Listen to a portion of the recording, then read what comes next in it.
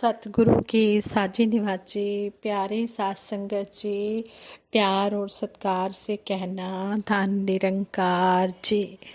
सात संगत जी, जैसा कि आप सभी को पता है, आज हमारे हृदय के सम्राट मानवता के मसीहा सतगुरु बाबा हरदेव सिंह जी महाराज का जन्म दिवस है। तो हम इस जन्म दिवस पर सतगुरु की शिक्षाओं को अपने जीवन में उम्र भर अंतिम श्वास तक अपनाते चले जाएं। यही हमारे जन्मदिन का तोहफा सतगुरु के लिए होगा। सतगुरु सच्चे पातशाह के चरणों में यही अरदास करते हैं कि हे मेरे मालिक दीन दयाल सच्चे पातशाह, जो जो भी आप जी ने हमें शिक्षाएं दी हैं, इन शिक्षाओं पर हम अमल करते हुए कर्म रूप में लाते हुए अपना जीवन व्यतीत करें। और सतगुरु निरंकारी राजपिता जी, सतगुरु माता जी, निरंकारी राजपिता जी, सात संगत माँ का हम इसी तरह आशीर्वाद लेते चले जाएं। सतगुरु बाबा जी के जन्म दिवस की सारी सात संगत को, सारे विश्व को दासी लख लख बधाई देती है, जो हमें ऐसे मानवता के मसीहा मिले थे, जो इतने दयालु स्वभाव के, इतने विनम्र, हर एक को प्यार ही प्यार करते रहे और प्यार करना अपने कर्म द्वारा सिखाते रहे। सतगुरु बाबा हरदेव सिंह जी महाराज मानवता के मसीहा थे। उनके हृदय में मानव मात्र के लिए अपार प्यार था। वे दानव को मानव और मानव को देवता बनते देखना चाहते थे। सतगुरु बाबा जी कहते थे, आज मानवता कमजोर होती जा रही है, मानवता को मजबूत करके ही मानव को मजबूत किया जा सकता है। सभी अवतारी महापुरुषों ने मिलजुल कर रहने का ही संदेश दिया है। एक दूसरे के हितैषी बनकर जिएं, एक दूसरे का भला मांगते चले जाएं और इंसानियत के रास्ते पर चलते चले जाएं, ताकि धरती पर स्वर्ग का वातावरण बनता जाए, सारे संसार में सुंदरता स्थापित हो। सतगुरु बाबा हरदेव सिंह जी महाराज का जन्म 23 फरवरी 1954 को संत निरंकारी कॉलोनी दिल्ली में पिता बाबा गुरबचन सिंह जी और माता कुलवंत कौर जी के घर में हुआ। बाबा गुरबचन सिंह जी युग पुरुष शहनशाह बाबा अवतार सिंह जी महाराज के सुपुत्र व शिष्य थे। परिवार में युग पुरुष बाबा अवतार सिंह जी और जगत माता बुधवंती जी का लाड प्यार व मार्गदर्शन इनको दादा दादी के रूप में मिला। Rosary public school, radio colony Delhi और बाद में पटियाला के यादविंद्रा पब्लिक स्कूल में इन्होंने शिक्षा ग्रहण की। स्कूल में छात्रों और शिक्षकों पर उनके व्यवहार व आचरण का बहुत सुंदर प्रभाव पड़ा। 14 नवंबर 1975 को इनका शुभ विवाह पूज्य माता सविंदर कौर जी के साथ हुआ, जिन्हें संत निरंकारी मिशन में पूज्य माता जी के नाम से आदर पूर्वक संबोधित किया जाता था। भक्ति के साथ साथ एक मर्यादित गृहस्थ के रूप में भी उन्होंने अपनी भूमिका को बहुत अच्छी तरह से निभाया। इनके द्वारा मानवता की जो सेवा हुई और इन्होंने 62 साल की आयु में 13 मई 2016 को नश्वर शरीर का त्याग कर ब्रह्मलीन होने से पहले जितने महान कार्य किए, जिनका उल्लेख करना बहुत कठिन है। सतगुरु बाबा हरदेव सिंह जी महाराज महानतम व्यक्तित्व के स्वामी थे। इनके पद चिन्हों पर चलकर आज भी लाखों भगत अपना जीवन सफल कर रहे हैं।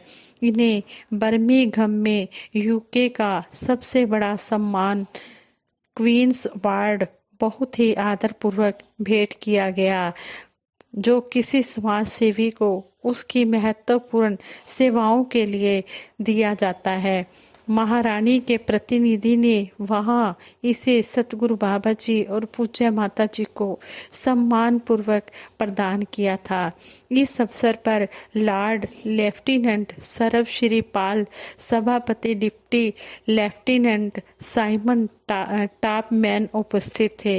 यह बाबा जी की विनम्रता ही थी कि उस सम्मान का क्रेडिट उन्होंने मिशन के अनथक सेवा भावी स्वयं सेवकों को देते हुए कहा, आज का सम्मान यूके के सेवादारों की अनथक सेवा का ही परिणाम है।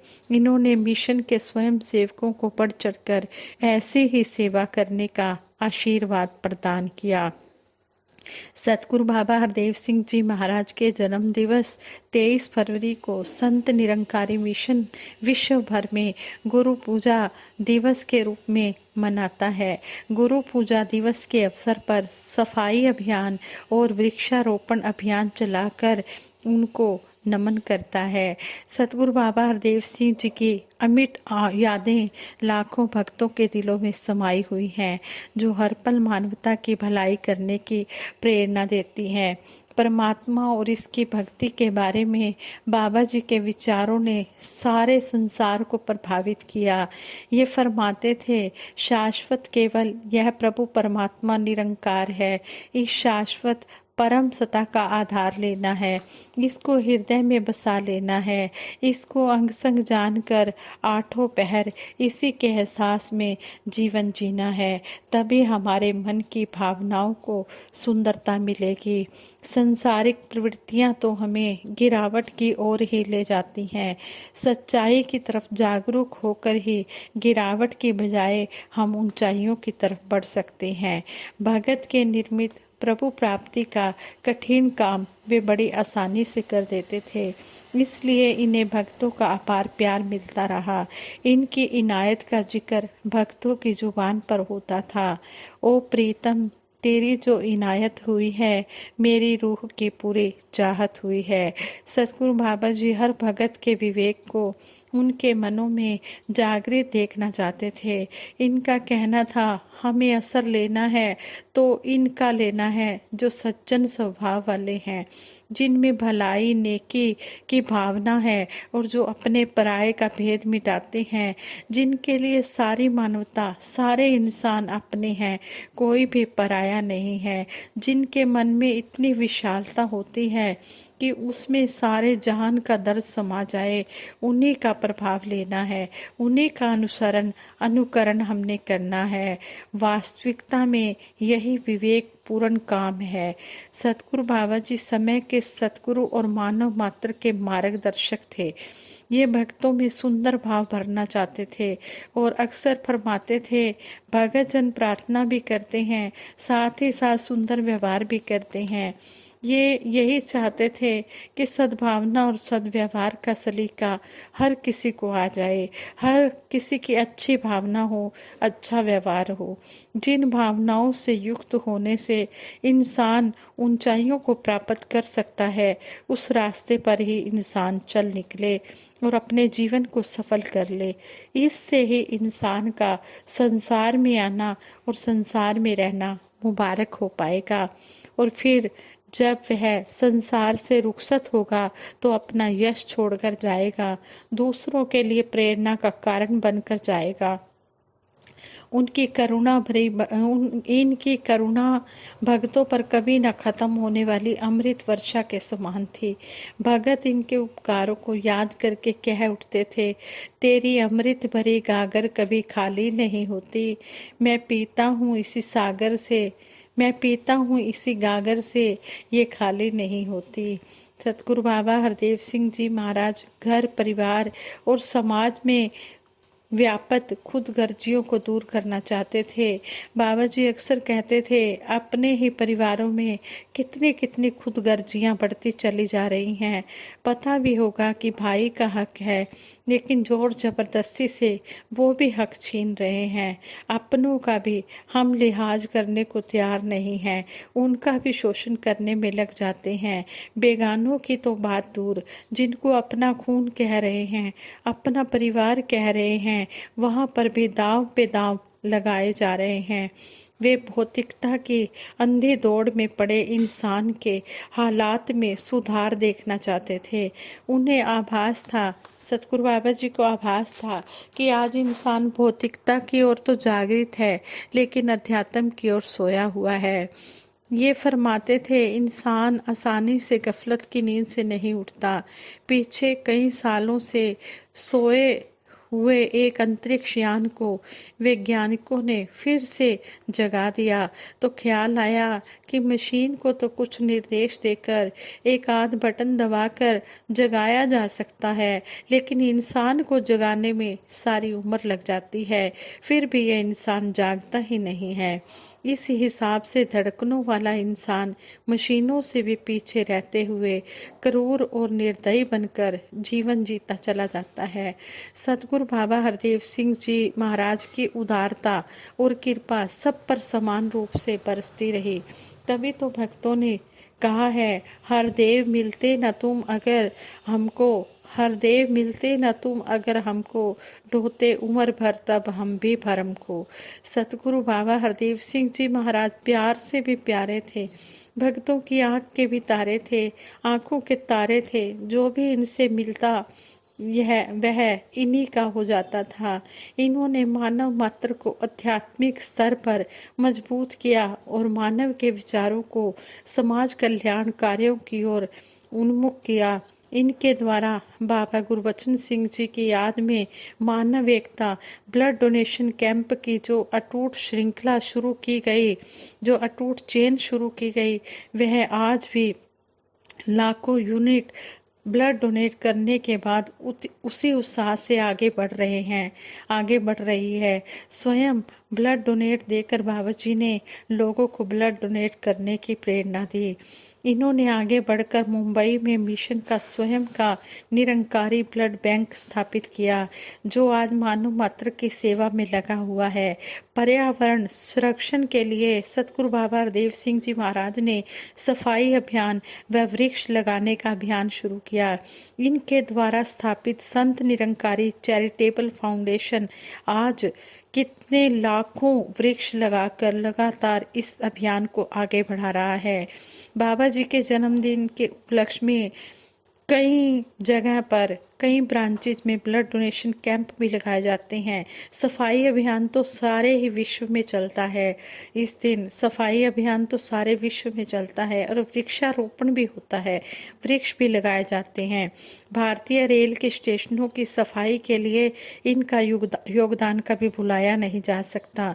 सतगुरु बाबा हरदेव सिंह जी की यादें हमेशा भक्तों के दिलों में समाई रहेंगी। दया के सागर सतगुरु कहते हैं, 61वें निरंकारी संत समागम की तैयारियां जोरों पर थी। सतगुरु बाबा जी स्वयं प्रतिदिन सुबह शाम व रात हर एक ग्राउंड में जाकर प्रबंध व्यवस्था को देखते थे। बात उस दिन की है जब समागम शुरू होने में सिर्फ 2 दिन शेष थे। महात्मा कमल कुमार निरंकारी जी अपने विचारों द्वारा इस पत्रिका में बता रहे हैं, लिखित रूप में कहने लगे कि दास के मन में बहुत दिनों से एक बहन के लिए प्रार्थना करने का ध्यान बना हुआ था, परंतु सतगुरु बाबा जी के अनमोल समय में फिक्स प्रोग्राम में बाधा न पड़े, इसका ख्याल आते ही वह प्रार्थना मन में ही दब जाती।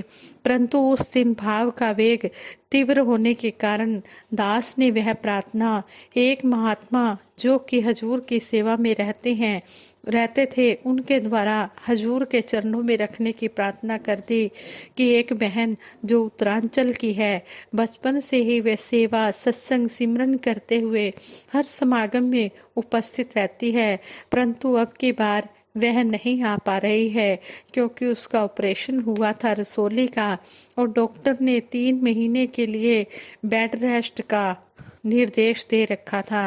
इसके बावजूद उस बहन का पूरा ध्यान संत समागम की ओर ही लगा हुआ था। दास ने मन को बहुत काबू करने के बाद प्रार्थना करते हुए यह कह दिया कि यदि कृपा हो जाए सतगुरु की, तो सतगुरु बाबा जी यदि उस बहन को फोन के द्वारा आशीर्वाद प्रदान कर देते तो कितना अच्छा होता है। यह कहकर उस बहन का फोन नंबर भी उस महात्मा को दे दिया। हालांकि बाबा जी इतने बिजी शेड्यूल में चल रहे थे, दास को यह बात कहनी उचित नहीं लग रही थी। फिर भी उस महात्मा ने कहा, कोई बात नहीं दास, यह प्रार्थना सतगुरु देव के सामने रख देगा। उस दिन भी बाबा जी समागम ग्राउंड नंबर 4 में थे और लंगर ग्रहण कर रहे थे। उस महात्मा ने कहा, लंगर ग्रहण करने के बाद मैं आपकी प्रार्थना कर दूंगा। यह कहकर वे अंदर चले गए। थोड़ी देर बाद वह महात्मा बाहर आए और कहने लगे, कमल जी अभी तो मौका लगा नहीं, शाम को जब बाबा जी अपने ऑफिस में बैठेंगे तब मैं प्रार्थना कर दूंगा। जब उन्होंने ऐसा कहा तो मेरे मन की अवस्था कुछ निराशा वाली हो गई, क्योंकि समागम शुरू होने में सिर्फ 2 दिन शेष थे और ऑफिस में हमेशा बहुत सारे काम रहते हैं, तो मुझे लगा कि यह संभव नहीं होगा। इसलिए चुपचाप हम सभी कोठी निरंकारी कॉलोनी लौट आए। शाम को जब दास अपने स्टूडियो में था तो दास ने सिर्फ फॉर्मेलिटी के तौर पर उस महात्मा को फोन किया कि क्या हुआ, प्रार्थना स्वीकार हुई या नहीं। इस पर उस महात्मा ने कहा कि कमल जी पहले आप उस परिवार से फोन पर बात करो, फिर मुझसे बात करो। दास ने उसी समय फोन लगाया उस परिवार को। उधर से उत्तर सुनकर दास हैरान रह गया। आंखों से आंसू निकल पड़े और वह बहन रो रो कर कह रही थी, कहने लगी, भैया आपने तो हमें घर बैठे ही निहाल कर दिया, पूरे परिवार का समागम करवा दिया। बाबा जी ने फोन पर पूरा हाल चाल पूछा, देर तक बातें करते रहे। मुझे तो विश्वास ही नहीं हो रहा था। मुझसे तो बात की ही, परिवार की और सदस्यों से भी बात की, मेरी बुजुर्ग सास और ससुर से भी बात की। बाबा जी की आवाज़ सुनकर वे भी गदगद हो गए। पूरा परिवार खुशी से रो रो कर यह बात बता रहा था। दास को भी बहुत अनोखा लग रहा था। इतनी जल्दी बाबा जी विनती स्वीकार कर लेंगे ऐसा अंदाजा मुझे नहीं था। शायद इसलिए ग्रंथों में सतगुरु को आशुतोष कहा गया है, जल्दी खुश होने वाला कहा गया है। यह तब है जबकि उस बहन ने ऐसी प्रार्थना करने के लिए मुझे कभी नहीं कहा था। वह तो मेरे मन का ही भाव था जिसे सतगुरु बाबा जी ने पूरा किया। यह बात बिल्कुल स्पष्ट है कि साकार सतगुरु की अपनी सीमाएं व मर्यादाएं होती हैं। शरीर में होने के कारण शारीरिक सीमाओं को तो मानना ही पड़ता है। कोई भी शरीर इतना सक्षम नहीं हो सकता जो लाखों श्रद्धालुओं से इस प्रकार कांटेक्ट बना सके। इसलिए शिष्य इस निरंकार प्रभु में सतगुरु के चरणों का ध्यान करते हैं और इस प्रकार अपनी भक्ति को पूर्ण करते हैं। इसी भाव को नजर में रखकर उस बहन ने फोन पर बात करके आशीर्वाद लेने की कोई मांग नहीं की थी। साथ ही यह तो बात बिल्कुल स्पष्ट है कि बिन मांगे मोती मिले। हम सभी सौभाग्यशाली हैं कि सतगुरु साकार रूप में जहां हम सबको मार्गदर्शन प्रदान कर रहे हैं, आज वक्त के सतगुरु वही निरंकार रूप में सतगुरु सबको हमेशा देख रहा होता है, सबकी भावनाएं सुन व समझ रहा होता है। जिनका ऐसा हृदय से विश्वास होता है वही धन्यता के पात्र होते हैं। सतगुरु बाबा हरदेव सिंह जी महाराज वाकई में मानवता के मसीहा थे, जन जन के हृदय सम्राट थे, बहुत ही दयालु स्वभाव के थे। ऐसे सतगुरु को कभी भुलाया नहीं जा सकता और आज वक्त के सतगुरु भी हमें ऐसा ही प्यार दे रहे हैं। हम अंतिम श्वासों तक इनके चरणों में जुड़े रहे और आशीर्वाद लेते रहे। साथ संगत जी प्यार से कहना, धन निरंकार जी।